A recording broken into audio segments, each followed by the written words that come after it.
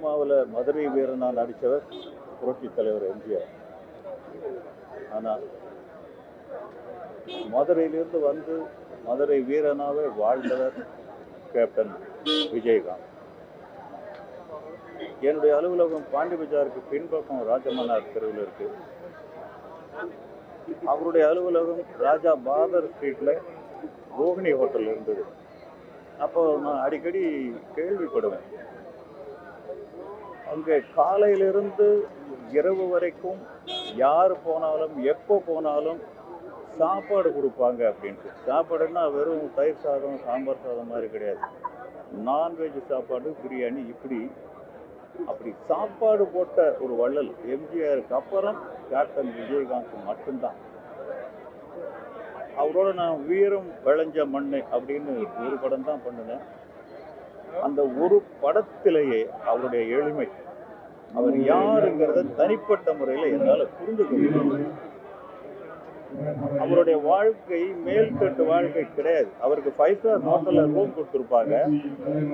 ஆனால் அவரை பார்த்தீங்கன்னா அவருடைய பெட்டில் ஒரு லைட்மேன் படுத்திருப்பார். அவர் ஒரு லைட்மேன் ரூமில் படுத்திருப்பார். நைட்டில் தூங்கும்போது பார்த்தோம்னாக்கா ஒரு லைட்னுடைய கால் அவர் மேலே கிடக்கும், இவருடைய கால் ஒரு மேக்கப் மேன் மேலே கிடக்கும். இந்த மாதிரி எளிமையான வாழ்க்கை, ஏழைகளுக்குள்ளேயே தன் வாழ்க்கையை கழித்தவர் கேப்டன் விஜயகாந்த்.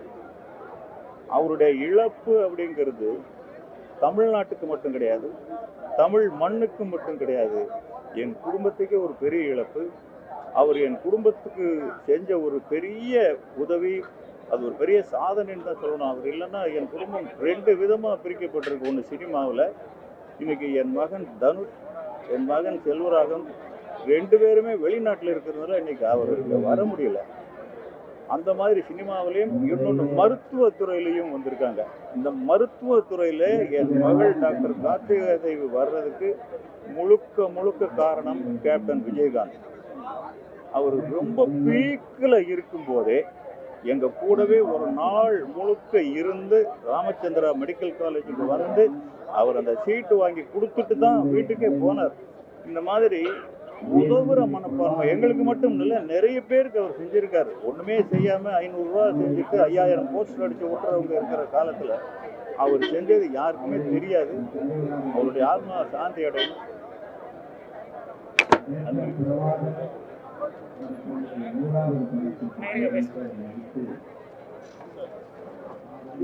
நம்ம எல்லாராலும் செல்லமாகவும் மதிப்புமாக கூறப்படும் கேப்டன் அவர்கள் இது நம்மளுடன் இல்லை.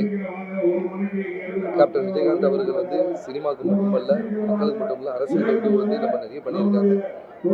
அவருடைய உயர்ந்த உள்ளமும் மக்கள் மீது உள்ள அக்கறையும் வந்து எப்பவுமே வேகத்துக்குரியது.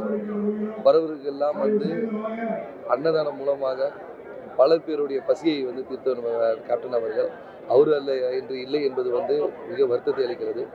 அவருக்கும் அவர் குடும்பத்தினருக்கும் அவருடைய ரசிகர்களுக்கும் சரி அவருடைய தொண்டர்களுக்கும் வந்து என்னுடைய ஆழ்ந்த இரங்கல்களை நான் சொல்கிறேன்.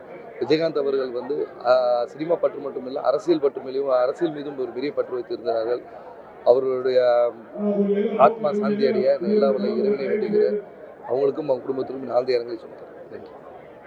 இந்த சொக்க தங்கத்தை பற்றி இப்போ தான் சொல்லிட்டு வந்தேன். இது சொக்க தங்கம். உங்களுக்கு தெரியும், பார்த்துருப்பீங்க. என்ன தான் கோவம் இருந்தாலும் அந்த நிமிஷம்தான்.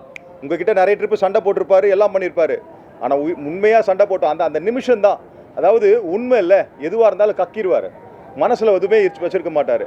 அது மாதிரி ஒரு தெய்வம் இன்னைக்கு இப்படி ஆயிருக்கு. ஆனால் இந்த தெய்வம் என்றைக்கும் நம்ம கிட்டேருந்து போகாது, உங்ககிட்டேருந்து போகாது. நீங்கள் தான் இந்த தெய்வத்தை எப்பவுமே நம்ம ஒரு தெய்வமாக, சினிமாவோட தெய்வமாக இல்லை, மக்களுக்கு ஒரு எம்ஜிஆர் சார் எப்படி இருக்கும்போது எப்படி இருந்தார், புரட்சி தலைவர் எப்படி இருந்தாரோ அதே மாதிரி இந்த கருப்பு தங்கம் என்றைக்கும் நம்மளை விட்டு போகவே போகாது. எவ்வளவு படங்கள் நான் கூட இருந்து சாப்பிட்டவன், அதான் சொல்கிறேனே, எல்லாருக்கும் சாப்பாடு கொடுத்தாருன்னு கேள்விப்பட்டவங்க தான் பல பேர் இருப்பாங்க. நான் கூட இருந்து சாப்பிட்டவன், எனக்கு ஊட்டி விட்டார், சாப்பிட்றான்னு சொல்லிட்டு ஊட்டி விட்டவருக்கு தெய்வம் இன்னைக்கு படுத்துக்கிட்டு இருக்கு. அது என்ன படுத்தாலும் நம்மளை விட்டு இந்த சொக்க தங்கம் என்னைக்கா இருந்தாலும் எந்த ஃபார்மில் வந்தாலும் அழியாது. அது மாதிரி இந்த தங்கம் என்றைக்குமே அழியாது. இந்த தங்கம் நீடோடி அதுதான் சொன்னேன். நான் திருப்பி சொல்லிட்டு வந்தேன், இந்த நடிகர் சங்கத்தை மீட்டு கொடுத்த சங்கம், எங்கள் ஸ்ட்ரென்த் யூனியனை காப்பாற்றின சங்கம். இன்னைக்கு ஸ்ட்ரென்த் கலைஞர்கள் இப்படி வளர்ந்து இப்படி இருக்கிறாங்கன்னா இந்த ஸ்ட்ரென்த் யூனியனுக்கு எம்ஜிஆர் சாருக்கு அப்புறம் அடுத்த எத்தனையோ நடிகர்கள் இருக்காங்க, இல்லைன்னு சொல்லலாம். ஆனால் இந்த அளவுக்கு ஒரு முக்கியத்துவம் கொடுத்த விஜயகாந்த் அண்ணன் விஜயண்ணன், நாங்கள் விஜயண்ணன் கூப்பிடுவோம். நீங்கள் கேப்டன் சொன்னாலும் விஜயண்ணன் அப்படியே ஒரு சொந்தத்தில் எப்படி இருப்பாங்க, ஒரு அண்ணன் தம்பி எப்படி கூப்பிடுவாங்க, ஒரு அப்பாவை எப்படி கூப்பிடுவாங்க, அது மாதிரி வாழ்ந்தவங்க நாங்கள். அதனால் இந்த தங்கம் என்றைக்குமே நம்ம மனசில் எப்பவுமே இருக்கும். எந்த ஃபார்ம்லையும் நம்ம தங்கம் எப்படி இருக்குமோ அது மாதிரி இருக்கும். நான் சொல்லியிருக்கேன், இந்த நடிகர் சங்கம் அதை மீட்டு கொடுத்தது பெருசு இல்லை. இந்த நடிகர் சங்கத்தில் இவருடைய அடையாளம் ஒன்று இருக்கணும். அதுதான் என்னுடைய சந்தோஷம். இது மக்களுடைய சந்தோஷமாக இருக்கும்னு நான் நினைக்கிறேன். நன்றி.